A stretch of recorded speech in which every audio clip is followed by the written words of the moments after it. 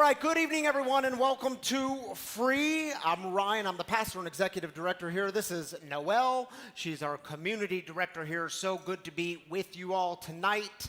And for those of you joining us online, we're glad you're with us tonight. Whatever state, living room, sober living home you're joining us from, we're glad you're here and part of this community. Now, I should remind you that this is a community for addicts, loved ones of addicts, and spiritual refugees. And what we do here is break the silence of addiction and create space for healing, recovery, and spiritual connection. And there is always one thing we do not do here at Free, and y'all can count it out, shout it out on the count of three, all four words. 1, 2, 3. We don't do shame in this community. Hey, raise your hand if you were at the Sober Open Mic Night on Thursday night. Was that not awesome? Man, there is some talent in the community. It was a good night. So if you guys aren't, we're doing those every other month. We partner with the Phoenix for these.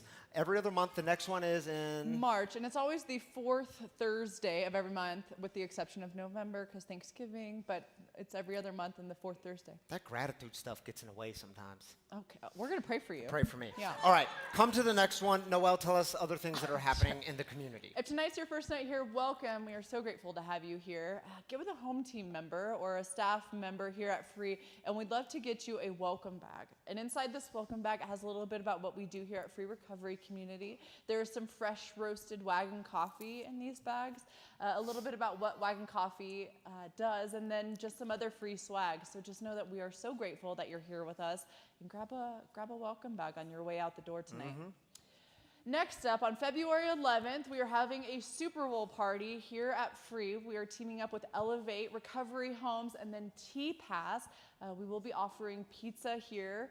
Doors open at 3:30, and the game will be played on this screen at 4:30. Go Broncos! We're going to pray. Maybe next year. We're going to pray for him on that as well. If you need to talk about the Broncos, we have heartaches for that later in the evening, so we can touch base on that at that time. But 3:30, the doors open. The cafe will be open as well, so feel free to grab a snack or a drink there, and then we will be having the Super Bowl in this room at 4:30. So if you're looking for something to do, join us on February 11th. It's going to be a good time. It's going to be a good time. Yeah. Next up, we have 2 new meetings on our meeting schedule here. There is an existing CA meeting on Friday nights here at Free at 9:30. It's called the Dark Side of the Spoon. Yeah, that's funny. And so they are wanting to expand their meeting. So if you are a night owl, we will now be having a CA meeting, Dark Side of the Spoon, on Saturday nights at 9:30 as well. So Friday and Saturday nights at 9:30. And they're great people. So come out and stay after service and know that there's going to be a meeting in this room at 9:30. And then the next one we have is a Crystal Meth Anonymous meeting. And this started a couple weeks ago. And there's a ton of people that are joining. It's in our prayer and meditation room down this hallway here, in between the nursery and where CARE's office is. And so that's on Thursday nights from 8 to 9. So if you're looking for a Crystal Meth Anonymous meeting or a CA meeting, we've got you covered. And the meeting schedule's on the app and website, and there's meeting schedules just outside this door. Freshly stocked meeting schedules. I can't keep enough of those. And then we're getting so many meetings constantly that I can't order them in bulk. We've got a CODA meeting that we'll be having here soon on Mondays at noon, and then a women's marijuana anonymous meeting we're adding to the schedule here in the next couple weeks. So, and in the next month or so, we're going to be adding an exercise thing here on one more. I think it's going to be 2 mornings of the week. We got to talk about that, but it's going to be a good one. We're going to clear this space out, and if you're looking to get your sweat on, this will be for you. We got to talk about that. It's going to be good. It's really going to be thanks. good. All right, thank you, Noelle. Hey, I want to mention one other thing to y'all. On March 2nd, that's a Saturday night, we will be doing baptisms here in the custom-built wagon. We fill that thing up with water, and we dunk people in the water. And for us, here at Free, baptism is about who's ever interested. It's this publicly proclaiming to the community and the world that you recognize that God's grace and love has always been with you from the very beginning, even when you were out making a mess of things like many of us did. And so we do that here. We're going to do it at the 5 o'clock and 7 o'clock service. If you're interested, the list is filling up. I don't know where we'll cut it off, but if you're interested, let me know. On February 20th, we'll do a What is Baptism session at 5:30 here. I think that's on is that a Tuesday night? Wednesday night? Thursday night? I don't know. It's during the week. 5:30, February 20th. And it's really important to come to that if you want to be baptized, because I believe it's important to actually know what you're doing, to talk about why this is important. So if you want to be in on that, let me know. It's a good time. Okay, y'all, the way we get started here at Free on a Saturday night is with celebrations. We lift up the good stuff. We start with the good. We believe that God joins with us in these celebrations. So maybe you're celebrating a sobriety anniversary or birthday, or the new thing you're experiencing in recovery. There is nothing too big or too small. It's a very important part of our time together. Something profound happens when we celebrate together. So Dara has a mic. Carrie has a mic. We take 3 minutes for this. If you're online, simply drop your celebration in the Facebook comments or the YouTube comments. We'll celebrate with you there. This time is yours. Simply raise up your hand and grab the mic. Give us the celebration. Oh, is it on? Mm-hmm.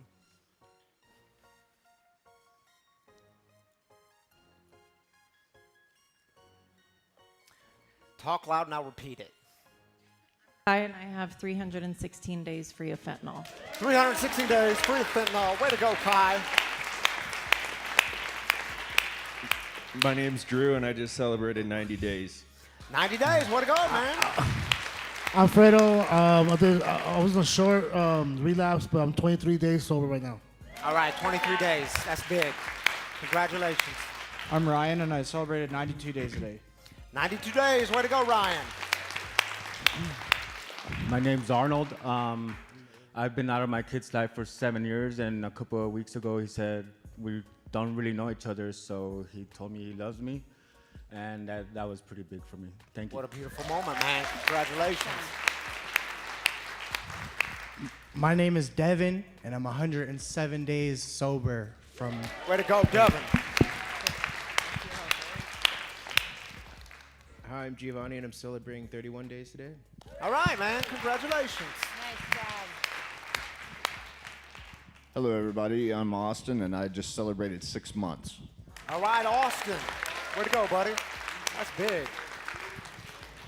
Hi, I'm Kathy, and after a relapse, I just had 90 days on Wednesday, sober. All right, 90 days. Way to go. Hi, my name is Dylan, and I'm celebrating 30 days sober. 30 days, Dylan.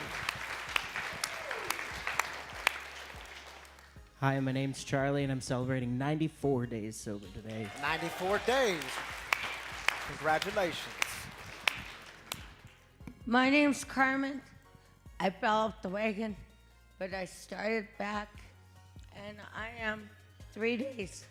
And this is the first time I brought my son with me to help him too. All right, welcome. Glad you're back on the wagon, Carmen. I'm Kyle, and I've got 1,594 days clean today. All right, Kyle.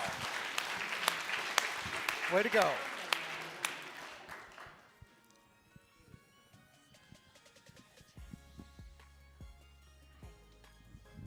My name's Ron, and on the 19th, I had 27 years clean and sober. All right, man, that's a good start.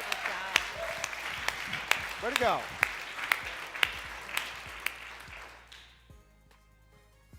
Look what you did. You quieted people down with that one. 27 years. All right, we got someone else. Thank you. My name's Matt, and I'm celebrating 6 years on the 10th of January. Way to go, Matt. Congratulations, buddy. All right, thank you, Carrie and Dara, for being mic passers. Hey, listen, if we didn't get to you, if you have a celebration in the house, connect with someone afterwards. Don't leave without celebrating with someone, because it's really important. Tammy Canaday is joining me up here, ladies and gentlemen. All right, we're going to join with our online community. I have like a bittersweet, I don't know. Is that a bittersweet? Is this a heartache or a celebration? Well, no, it's a celebration. Okay, let's hear it. If y'all don't know, Ry lost his brother Brandon in a car accident on a relapse years ago. Yeah. Today, he would have been celebrating a birthday. Yeah, he would have been. How old would he have been today? He would have been 44 years old today. Yeah, Little still older young. than me. Yeah. We'll celebrate We'll that. Happy celebrate birthday in him. heaven. Thank you for that. Darren says, 150 days sober. I love my Dog Star community. All right, Darren. Way to go, buddy. Stephanie A. says, celebrating moving on from sober living and in with my bestie, Kristen, into our very own place. Way to go, Awesome. Stephanie. We'll celebrate that with you. Samantha says, my daughter and her girlfriend just got engaged. All right, Samantha and daughter. Congratulations. Steven says, 28-year-old daughter did a spot on a national news network in D.C. concerning the upcoming election. Very cool. All right, we'll celebrate that. Your daughter, Steven. Thank you for sharing that with us. Good to have you here tonight. Thank you, Tammy, for being with us tonight. All right, y'all, we are starting a new 5-week series tonight. This one is called Reset.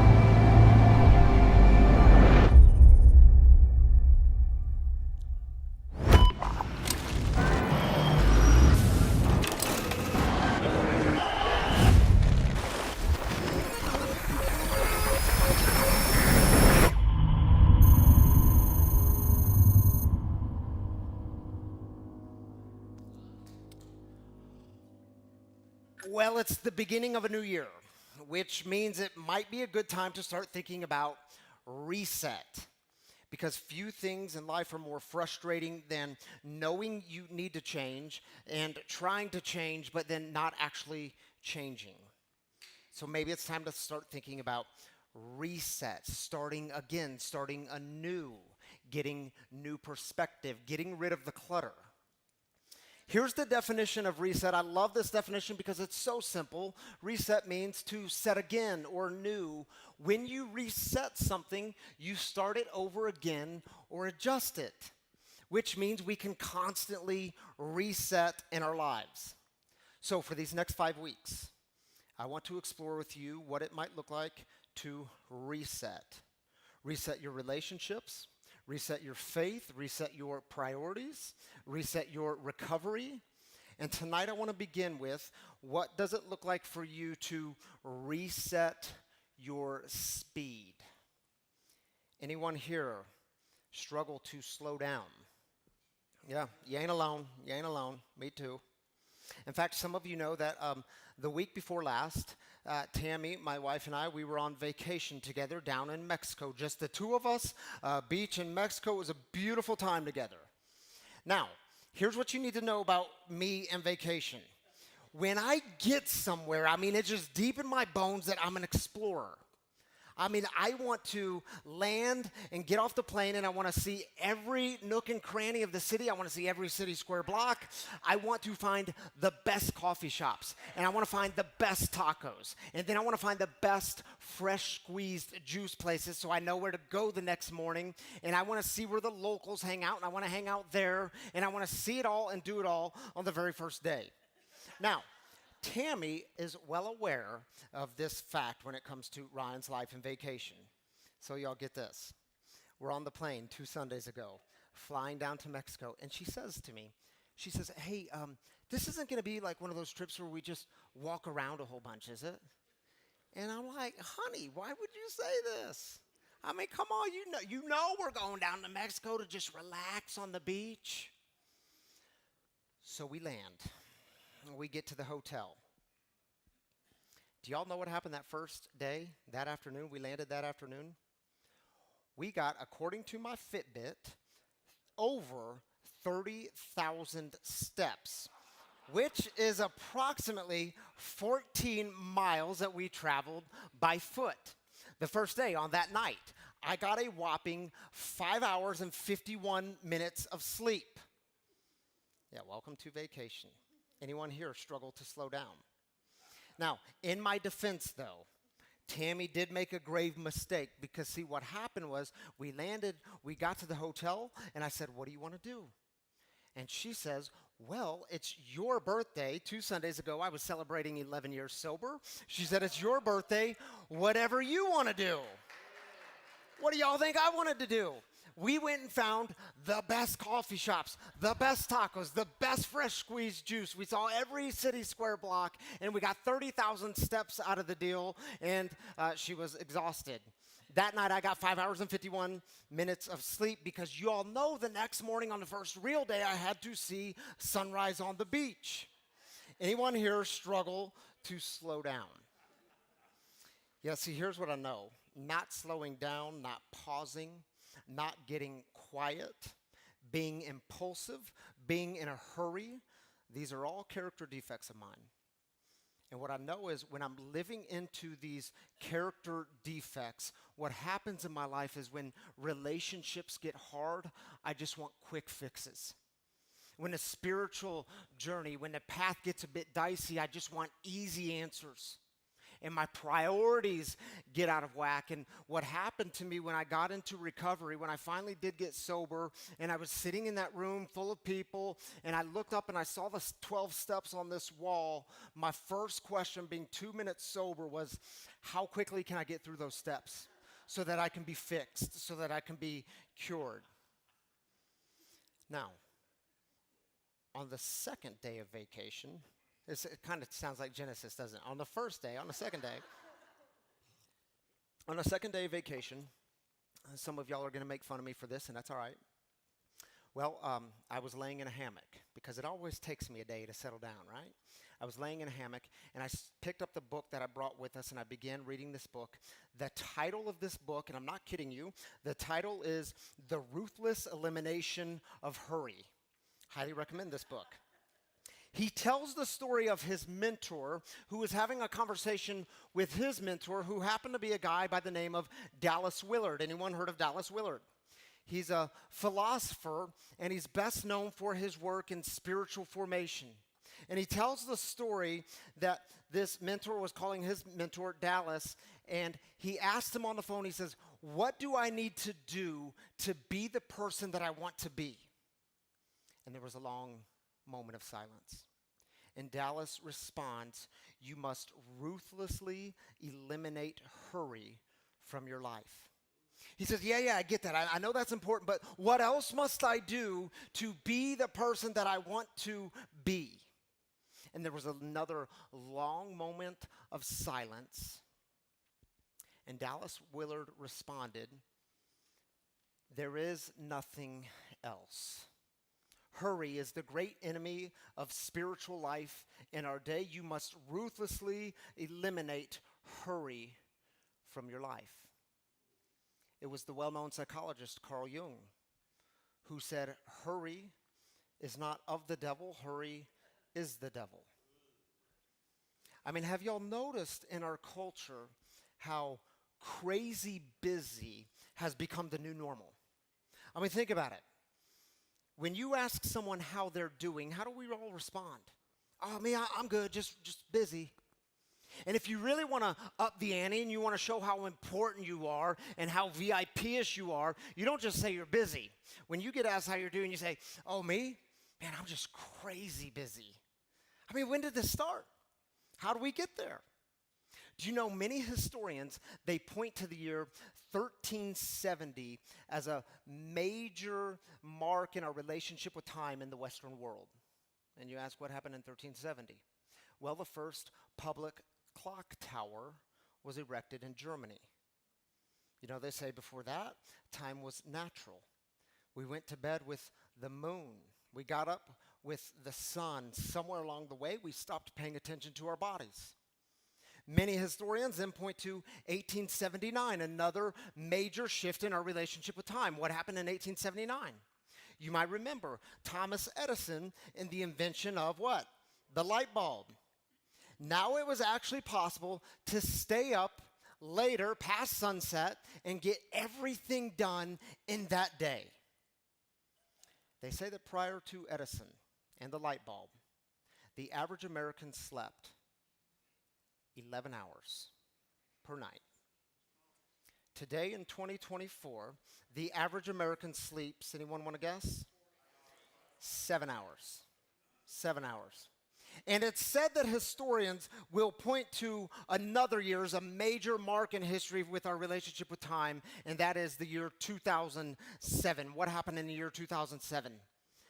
Steve Jobs came along, and he released to the world the very first iPhone. We now have all the answers in an instant at our fingertips. We can watch a movie and at the same time click on some buttons and know everything about that cast, everything about the characters. We have a lot of time to waste because why? There's an app for that. How many of us scroll mindlessly watching the reels and one more cat video that we don't even care about? Yeah, see, y'all, when we're crazy busy, I get it. Most of us wish we just simply had more time, more hours in the day. But see, the problem isn't when you have a lot to do. The problem is when you have a lot to do and the only way to keep up with the quota is to be in a hurry. It's when we are running around like crazy trying to get everything done. More hours, late nights, getting everything done, more hours at work, trying to prove our worth. Do you see how worthy I am now? Look how much I work. Look how many things I have to get done. And is it any wonder in the scriptures and in every major spiritual path, they talk about walking with God, not running with God. My brothers and sisters, is it time for a reset of your speed? And if you're sitting here tonight and you're thinking to yourself, well, man, I don't know. Is that me? I mean, do I need to reset my speed? Am I moving too quickly? Well, I would encourage you to take some inventory of your life. And we could start with these few categories, and you could probably add a whole host of things to this category, but let's start somewhere. See if this relates to your life today. Irritability. Yeah, anyone irritable? You know how it goes. You get angry and frustrated and annoyed way too easily. People have to tiptoe around you because they're so afraid of your reaction. And we don't need to ask strangers. We need to ask the ones closest to us. I need to ask your spouse or partner. I can ask your kids, your friends. Is she irritable? Or how about this one? Hypersensitivity. Whew, some of us need a reset. Yeah, you know who you are. You get triggered by every little comment. Oh, you're triggered. Can you believe she said that in a meeting? It just triggered me, and now I need to let her know. Oh, and then I got home, and I saw that Instagram post, and it just triggered me, and I need to let them know they triggered me. And you begin to spiral emotionally, and your emotions escalate, and what happens is what should be a little deal now all of a sudden becomes a big deal. Is it time to reset? How about this one? Restlessness. Yeah, some of y'all know about restlessness. It's when you actually do try to slow down and rest, but you can't really relax. Day one vacation, anybody? Or how about this? Emotional numbness. Whew. Yeah, you don't have the capacity to feel someone else's pain anymore, much less your own pain. Because let's just be honest, you don't have time for that. You don't have time to go in here into that darkness and experience pain. Your plate is already too full. What about this one? The lack of care for your own body. Yeah, that's a big one, huh? Yeah, your days are so jammed-packed. You don't sleep much. In fact, you make it through the day with just loading yourself up on massive amounts of caffeine because let's be honest, in your recovery, you gave up things like cocaine and methamphetamines. You don't exercise much because, Well, again, let's just be honest. You don't have time for that. And don't buy into that lie. The truth is, you will always have time for the things you choose to make time for. And how about this last one? Isolation. Don't confuse isolation with solitude. The two are different. Isolation is more of a permanent state that you can choose. Yeah. Because you're so tired. You're so weary. You are so worn down that you can't even enjoy life anymore. You can't enjoy God anymore. You can't enjoy friends and family. So you are living apart, disconnected from everything that is meaningful in your life. And see, my friends, the solution to a crazy busy life is not more time. It is to slow down and simplify our lives around what truly matters. So what I want to do with you for just a few minutes is give you 3 very simple ideas that might help you reset your speed. These ideas have certainly helped me and help me along the way, because sometimes I get to totally preach to myself on Saturday nights. The first one is this: make room for quiet and solitude.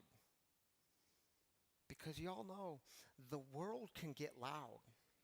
And there's a lot to be done with the kids, the house, the job, your recovery. There's a lot to do. And it's easy to get pulled away from your center and get stuck in a game of trying to do it all. There's a fascinating story early on in Mark's gospel. Keep in mind there's 4 gospels: Matthew, Mark, Luke, and John. This is Mark's gospel. Early on we're told that Jesus is healing people. He's loving people. He's spending time with people. He's talking about this thing called the kingdom of God. And the text tells us that the sun set and even more people came to him. And then we get these really interesting lines in Mark chapter 1. Check it out. Early in the morning, well before sunrise, so that means it was still dark, Jesus rose and went to a deserted place where he could be alone in prayer. Simon and those with him, his friends, tracked him down. When they found him, they told him, "Everyone's looking for you." And isn't it fascinating? Jesus could have given himself to the lifestyle of crazy busy. And again, let's just be honest, he was doing good things, right? I mean, he was loving people. He was spending time with people. He was meeting real needs. And when he's gone, when he goes into that place of solitude to pray, his friends find him and they say, "Jesus, dude, what's going on, man? The going was just getting good and you leave? Everyone's looking for you." And Jesus doesn't play that game. Jesus makes time in his schedule for quiet, to be alone, in prayer, even in the midst of the good. He doesn't wait for things to fall apart. Some of y'all are doing a lot of good in the world. I mean, I see it. With your jobs, you're helping people. You love people. Man, you help friends and family. Some of you even sponsor a lot of people and you walk with them on their journey towards getting sober, and yet you are totally exhausted. Because the truth is, you can't do it all. Recognize your limitations. Pick a few things this year that you want to do and do those things well. Don't let the good become the enemy of the best. And how often are we guilty of giving our lives to the good, but not the best? And besides, even if you could do it all, even if you could do it, it's really fascinating that right after this, in the middle of Mark's gospel, Jesus says to those same friends, those same followers, he says, "What good is it?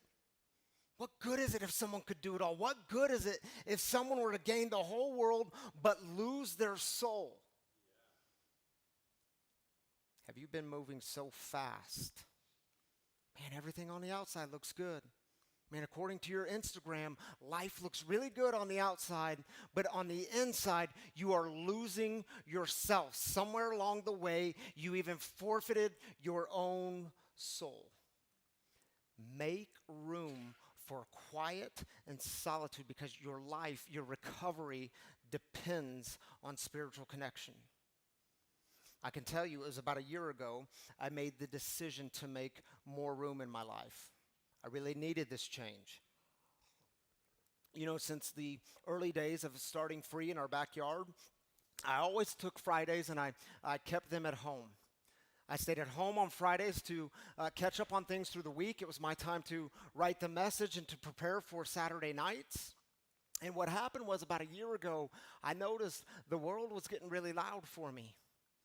And so I made the decision that I wasn't just going to stay home on Fridays. I made the decision that now I'm going to stay home on Wednesdays too. A time of solitude, to not be around people. A time to be alone in prayer, reflection, reading, writing, catching up on things I didn't get to do throughout the week. And do you know what happened to me? In those first couple of weeks, on those first couple of Wednesdays, I started feeling really guilty. Oh, because what are they going to think? I mean, are people going to think I'm lazy? Are people going to think I don't care anymore? I don't really love people anymore? What are they going to think? And you know the story we tell ourselves, everyone's going to be looking for you. Do you know I had to get really comfortable with that narrative that says what they think of me on this issue is absolutely none of my business. I can't tell you how good it's been for me. I would ask you, what things do you need to remove from your life so that you can make and create space for the things that truly matter? And the second thing I would encourage you in is this one. Adjust your routine to bring alignment to the what and to the who. Because see, sometimes what happens is we are moving in opposite directions in our head and our hearts, and it's exhausting and it's really confusing. Do you ever notice how sometimes what you're doing is totally out of alignment with who you say you want to be? When I was 23 years old, I had just graduated from college. I was back home in Lake of the Ozarks, Missouri, where I grew up. And this was not a big event, but it's an event I'll never forget for some reason. It was a time in my life that was very confusing for me. My addiction to booze was really on the rise. It was taking off. That night I was with friends, and we went to a lake restaurant on Lake of the Ozarks. It was called J.B. Hook's. And of course that night I got overserved again, and I was drunk again. And I don't even know why, but I started talking to a guy at a table next to ours that didn't know him, never seen him before. And he asked me the most uncomfortable question. Oh man, I hated this question. He said, well, now that you've graduated, what do you want to do with your life?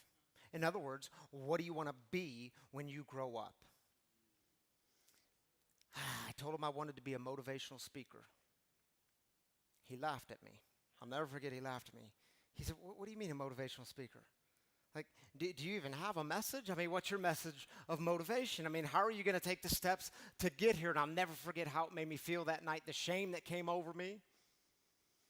And think about the disconnect there, the out of alignment. Here I am telling him I want to be a motivational speaker. I want to inspire and motivate people towards something better, and I'm drunk because I can't stop picking up the drink. I'm an active alcoholic who wants to motivate people towards something better, and the whole time I'm just wishing this guy would shut up and stop asking me these uncomfortable questions. It was the Apostle Paul in the New Testament, who, by the way, in the Christian tradition was named as a saint. And do you know what he said? I don't really understand myself. For I want to do what is right, but I don't do it. Instead, I do what I hate. Paul said this. And do you know what psychology calls this? Cognitive dissonance, where your beliefs, what you think, isn't in alignment with what you're actually doing. You see, you can probably relate to this. I want to do this, but instead I keep doing this. I didn't want to pick up the drug or the drink. I can tell you the harm it's created in my life, but my mind gets to racing really fast, and I can't shut it off, and then I just picked up the drink. And that's why in recovery, we get to be transformed by what? The renewing of our mind. And the remedy for cognitive dissonance is always a change in our behavior. Are you in need of resetting your speed? You see, if you were to tell me that, man, I want to get physically healthy this year, well, I would ask you, what steps are you taking? What actions are you taking to make that happen? Simple actions. Start simple. Remember the habit series. If you don't start small, you'll never really start. If you were to tell me I want to be more connected to my recovery this year, well, I would ask you, what steps are you taking to make that happen? What's the action? If you were to tell me, well, this year I want to go deeper in the spiritual path, I want to deepen my relationship with God, I would ask you, what are you doing in your life to make that happen? Start bringing your who into alignment with your what, and watch your speed start to reset. And I'll close with this. You, my friends, are a work in progress. You are a human being living in a very fast-paced world where you will experience all kinds of inner conflict, inner tension. You might even begin to question everything about yourself and who you are and your worth, and I would encourage you to slow your roll. You are a work in progress. Progress, not perfection. And I want to remind you, you are never loved for what you do. You're not even loved for who you become. You are loved simply because you are. It was the same Apostle Paul who one chapter later, after he says, I don't understand myself. Why do I keep doing the things I don't want to do, and I don't do the things I want to do? I don't understand myself. He drops these lines. He says, but I am convinced that neither death nor life, neither angels nor demons, neither the present nor the future, nor any powers, neither height nor depth, nor anything else in all creation will be able to separate us from the love of God. Nothing can separate you from God's love. Not your addiction, not your past, not your crazy busy mind that won't shut off, not your pain. Absolutely nothing can separate us from God's love. You see, you are loved, not for what you do or what you don't do, or who you are or who you aren't. You are loved simply because you are. And in my experience, you must be grounded in the unconditional love of God if you are to begin to reset your speed.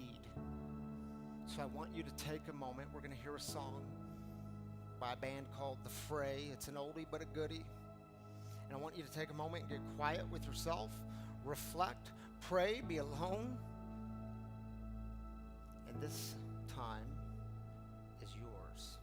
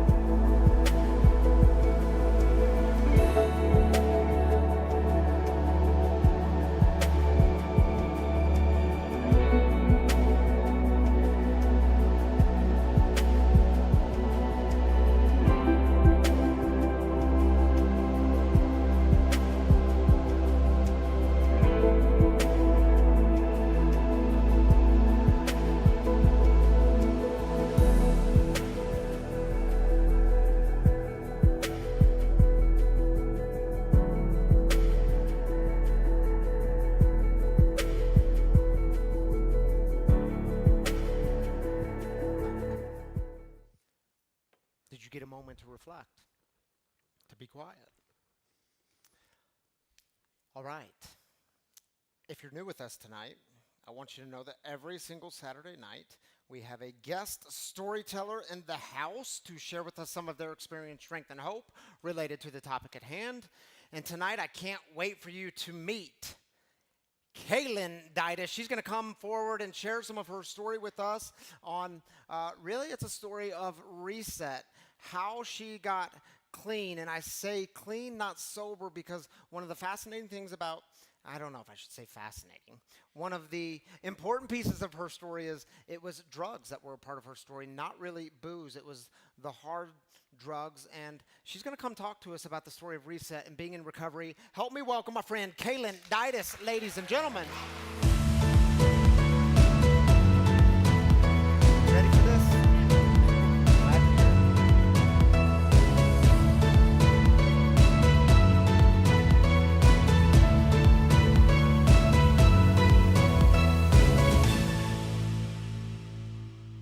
Kaylyn. Here's what I didn't say about Kaylyn. She's been clean since December 14th, 2021, so she just celebrated 2 years clean and sober. Way to go, Kaylyn. Here's the other thing you should know about Kaylyn. It was a few weeks ago. She approached me right over there in that corner, and Kaylyn's a pretty quiet soul, so when she speaks, I'm going to listen. And she said, hey, I think I'm ready to share my story. And I was like, all right, let's do this. So here she is. Kaylyn, why was it important? Yeah, y'all can clap for that. This is like an act of bravery. I want them to hear from you. Why was that important for you to share your story here? You know, I've been coming here for, I think, over a year now, and every guest storyteller, I take away a piece of their story, and I want to be that inspiration for somebody else. Yeah, so you've been inspired by so many others here. Yes. Hundreds of people. Mm-hmm. Okay, so let's jump into your story a little bit. I want them to hear from you. Where did this addiction take you? I know it took you to some dark places. And I said it last service, it's worth saying again.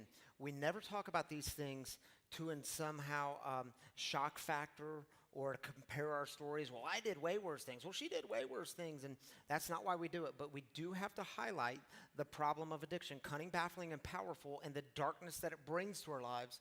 So tell us the dark places it brought you, Kaylyn. Yeah, so my addiction really started in high school. It did start with alcohol, even though later in life that wasn't what I enjoyed doing. And when I was 23, I started using cocaine, ecstasy, meth, then fentanyl. And it took me to the darkest of places. I was into prostitution. I was homeless, living on East Colfax. I was in a very abusive relationship because that's what I thought of myself. I thought that I deserved bad things to happen to me. I thought that it was okay to live like that. I ended up not having a relationship with my family. They made a boundary with me. Didn't talk to them for, I think, a couple years. I lost the people that truly cared about me. And you were stealing cars, in and out of jail. At one point you said it was hard for you to stay out of jail. And you know what's always so interesting about meeting with our guest storytellers throughout the week is, so I know Kaylyn. Many of you know Kaylyn from here on Saturday nights. And we see nice little Kaylyn who's always smiling. And this happens sometimes. They start to share their stories and of selling your body, stealing cars, being in and out of jail. And I'm like, Kaylyn, I just can't see that in you. You know what I mean? I mean, this is Kaylyn. And it's a beautiful thing because look at the miracles we get to see every single week. I mean, you are a living miracle.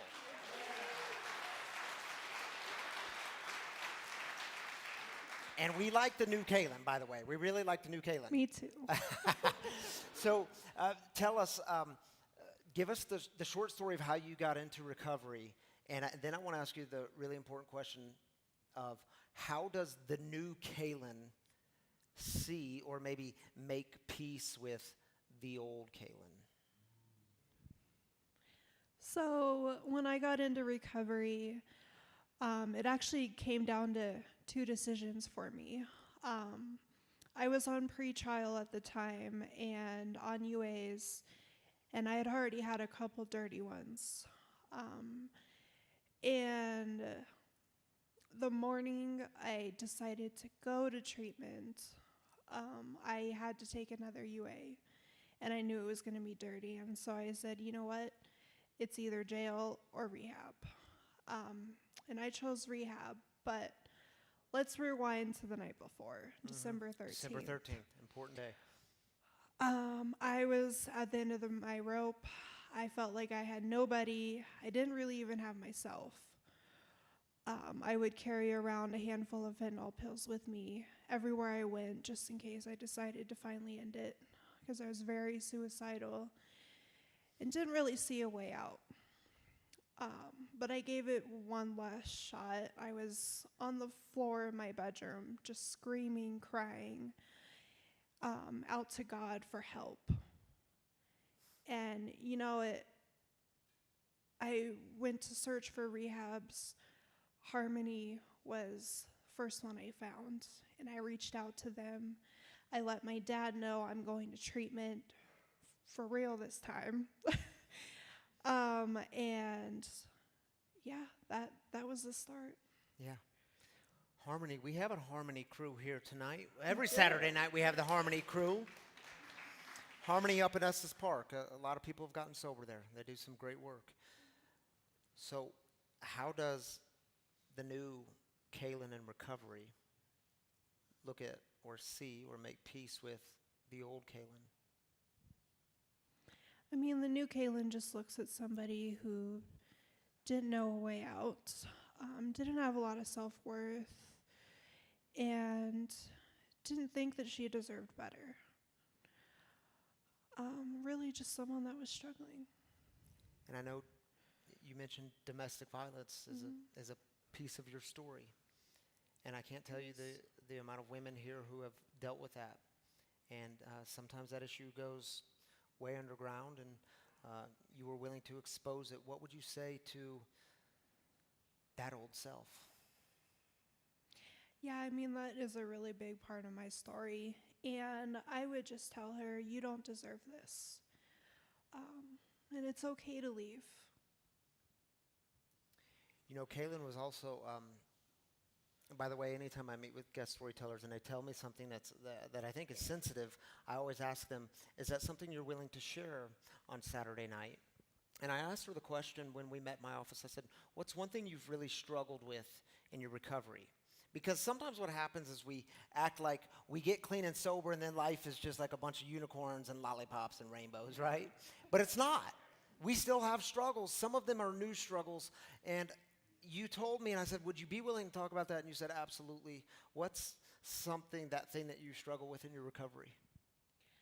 Yeah, so one thing I struggle with is self-image and being able to look at myself in the mirror and really like who I see. In active addiction, I was like 100 pounds less than I am today. And just looking at myself in the mirror, seeing the weight I've gained, it can be upsetting and it's hard to look at sometimes. But at the same time, I see somebody who's stronger and healthy and not using anymore. Yeah. Not looking like a skeleton, because that's not healthy. Yeah. And at the last service, you said when you were in rehab early in your days, you thought you could you had to learn how to use better. You just needed a break because Kaylin thought she could use meth like a lady. That was her words, not mine. Kaylin, can you use methamphetamine like a lady today? No. Nah. No, you cannot. So, and Kaylin, what's one of the greatest gifts you've received in these last 2 years? One of the greatest gifts would be all the support that I have today. I have my parents, I have my fiance, and I have my tribe, most importantly. Tisha, Kristen, Michelle, they're here tonight, and Tisha even made a sign for me, Tisha, which hold is it so up so lovely. they can see it. She got a little acronym for Kaylin. This is the bleacher section, the cheerleaders. Yeah.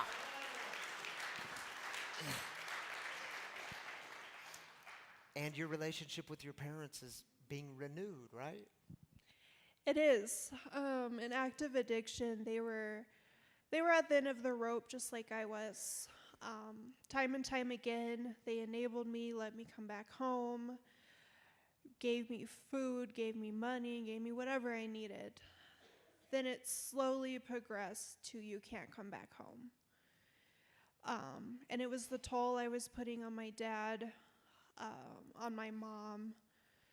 And at that time, I was like, wow, even my own parents don't care about me. They don't care where I ended up. They don't care if I'm on the street. Now in recovery, I finally realized that they had to do that for them. That was their boundary.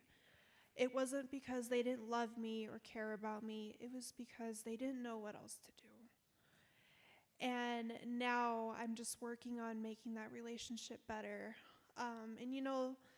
They're actually not here tonight because I gave them the option.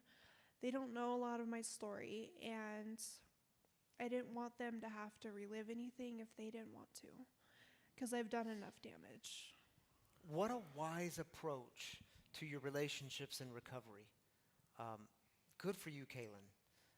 And I kind of wish they were here because they were here every week, but they're here every week. But what a supportive way to approach that from their end and your end. Just in closing, what are some of the ways you've had to reset your speed in recovery in these last 2 years?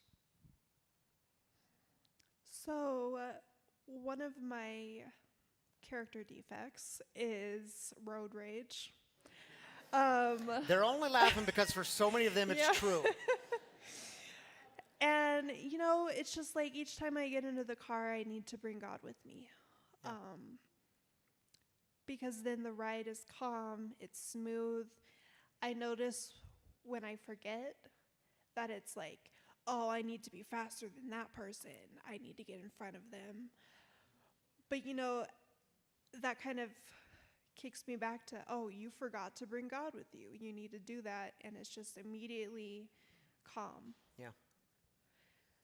And then, too, like with relationships, I have other character defect, reacting without thinking. Yeah, you're the only one. Yeah, You're the only one. Only one.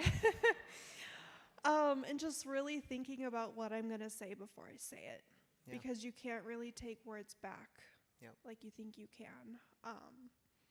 And two, like not everything is going to be rainbows and sunshine in a relationship. So you need to just pause, take things slow. Yeah. All new tools we get to learn how to cope with life and recovery.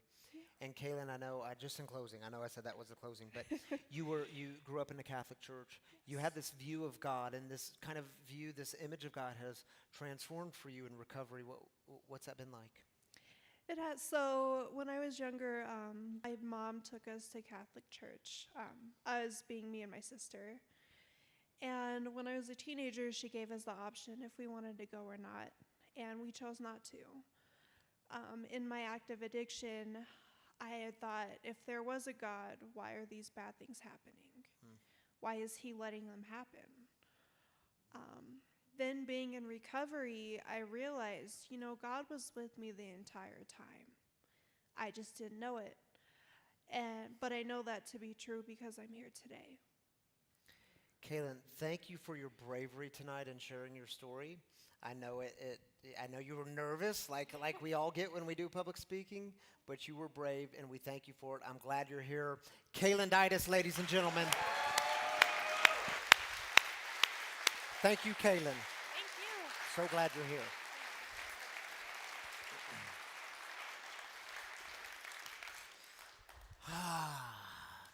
Man, the people in this community.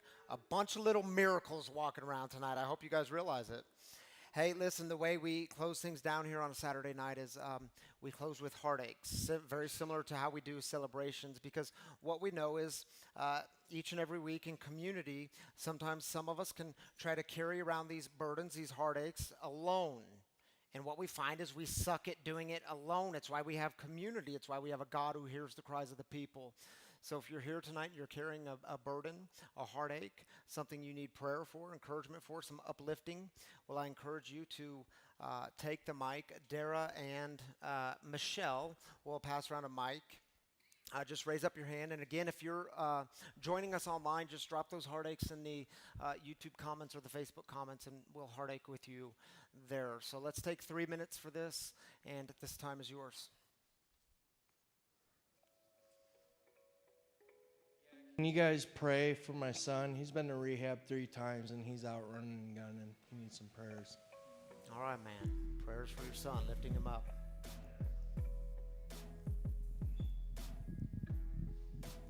I'm Michelle. I'm an alcoholic.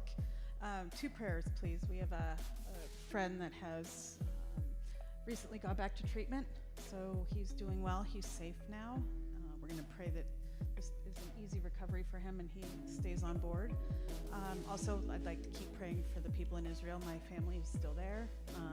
They're safe, but it's getting pretty hot again, so just prayers for Israel, please. Yeah, my prayers for family them. specifically. Your family.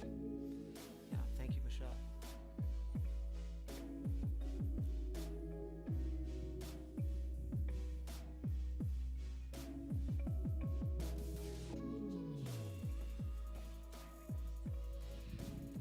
Hi, my name's DJ. I'm an addict alcoholic. I'd like to lift up my mother. She is a functional alcoholic who just